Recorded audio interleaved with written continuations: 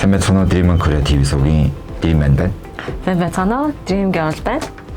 Тэгээ өнөөдрийнхөө бичлэгээр Солонгост амьдарч байгаа монголчуудаа зориулж утасны аппликейшн нийтлэлээр бэлтлээ. Тэгэхээр ер нь бол бид нар ухаалаг утсаа зөв ашиглаж сурсан байхад бол гадаад амьдрах тийм их зөв биш тийм ээ. Тэг гэрээсээ гарахгүйгээр хүнсээ цуглуулах эсвэл бороотой өдөр хөдөө өдөр гадаа такси хүлээхгүй гэх мэтлээ янз бүрийн аппликейшн зөндөө байдаг. Тийм. Тэгэхээр хамгийн дөрөнд бит хоёрын танилцуулах аппликейшн маань гэхээр солонгосчуудын хамгийн түгээмэл хэрэглэгддэг шопинг аппликейшнуд байгаа. За 2019 оны судалгаагаар болохоор Солонгосын хамгийн их хэрэглэгддэг шопинг аппликейшнаар купон гэдэг аппликейшн шалгарсан байгаа. Тэгээ купон нь болохоор өдөр тутмынхаа бараад бүтээгдэхүүнээс гадна та онгоцны билет гэсэн зохиолж болно. Тэгээд ямар нэгэн өдөр үйлчилгээ, киноны билет зохиолж болно. Бас буудлаа тас зохиолж болох боломжтой.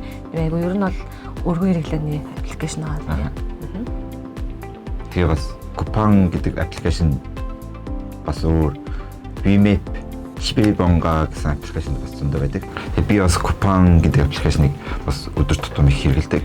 Тэгээ бас өөр хуучин юм худалдаж авахдаа бас Понгэ Жанто гэдэг бас аппликейшн бас байгаа. Тэгээд Понгэ Жанто гэдэг нь болохоор хуучин утас, ноутбук, хувцас янз бүрийн юмнуудыг худалдаж авч болно. Тэгээд худалдаж авахдаа заавал бас уулзаад авах, бас уулзахгүйгээр бас тэпэгээр авах бас боломжтой. Тийм. Понгэ Жантогоос чи юу юм авчихсан уу? Миний хувьд бол гэрийнхээ урдаас уулзаж аваад гар утас худалдаж авчихсан удаа бас. Та гэрээ оролцсон юм уу тийм амар юм биш. Би болохоор Понгэ Жантогоос чондон скутер хамгийн сүүлд хүмүүс айгүй хэрэглээд байгаа цахилгаан скутер тэрийг авч ирсэн. GoPro гэдэг бас тийм жижигхэн камер, усны хамгаалалтай камер авч ирсэн. Тэгээд бас дараа нь зарсан л та. Айгүй хэрэгтэй санагдсан. Гэр хайж байгаа хүмүүст айгүй хэрэгтэй. Тийм аппликейшн байгаа. Энэ болохоор хамгийн түгээмэл хэрэглэгдэх аппликейшн болохоор Чигбан, Табан гэдэг хоёр аппликейшн байгаа. За ер нь миний хувьд болохоор надад айгүйх таалагдсан аппликейшн гэхээр Kuban гэдэг сүүлийн гарсан нэг аппликейшн байгаа. Энэ болохоор тийм Kuban гэдэг. Энэ болохоор юугаар ялгаатай вэ гэхээр Чигбан, Табаны хувьд болохоор сүсүүрээ буюу нэмэлт тийм төлбөр гараад байдаг.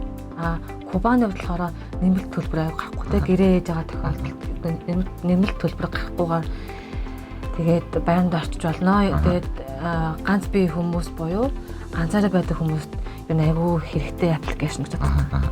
Тэгээ бас өөр одоо цагийн ажил буюу арбайт хийхдээ бас хэрэглэж болох бас аппликейшн бас зөндөө байдаг. Жишээлбэл альбом, сөн, кипку гэх мэтлэн аппликейшн байдаг. Тэгээд хамгийн их хэрэглэгддэг нь болохоор альбом нь болохоор зурагтаар бас реклам бас зөндөө гардаг. Тэгээд бас гүү ч гэсэн манай оюутан залуусууд ч гэсэн ер нь бол кипку сайгүй дүгэрсэн гэдэг. Кипкуны болохоор бас яаралтай цагийн ажил хэрэгтэй үед бас кипку тийм бас хэрэглэдэг. Ерөнхийдөө чөлөө цагаа өнгөрөх боломжтой. Тийм бас аппликейшнуд байгаа. Тэр нь болохоор Meetup гэдэг аппликейшн байгаа. Бас Yogi Odde гэдэг нэг тийм хоёр янзын аппликейшн байгаа. За Meetup нь болохоор ямар аппликейшн вэ гэхлээр та ер нь өөрийнхөө хобби сонирхлоороо дагаад ямар нэгэн группт ингээ нэгдээд тэр хүмүүстэй найз болох тийм аппликейшн. За та бүжиг сонирхолтой юу, спорт сонирхолтой юу, хөгжим сонирхолтой юу, бас ном ч юм уу те өөр бас ямар ер нь бол гадаад хэлгээд маш олон төрлийн сонирхол янз бүрийн. Тийм өөрийнхөө сонирхлоо дагаад ямар нэгэн группт та хэлсээд тэрийг бас хэрэглэх боломжтой. Тийм байгаа. Yogi Odde нь болохоор ямар хаана ямар өдөр үйлчлэгээ болж байна, хаана ямар фестивал ч юм уу нэг тийм ямар нэг аял зуршлал гэх мэтлээ бас мэдээлэл авч болох боломжтой. За тэр өнөөдөр бэлдсэн бичлэг маань болохоор Солонгост амьдарч байхдаа утасныхаа аппликейшн хэрэглээд хэрхэн одоо төвөггүй сайхан амьдрах вэ? Асуудалгүй амьдрах вэ? Талаар ярилцлаа. За тэгэхээр бит хоёр дараагийн өнөөдрийн бит хоёрын бэлдсэн бичлэг маань таалагдсан гэж найдаж байна. Тэгээд дараагийн бичлэгээрээ илүү сонирхолтой, илүү хэрэгтэй, илүү сайжирсан бичлэг бит хоёр та бүхэнд хүрэх болно.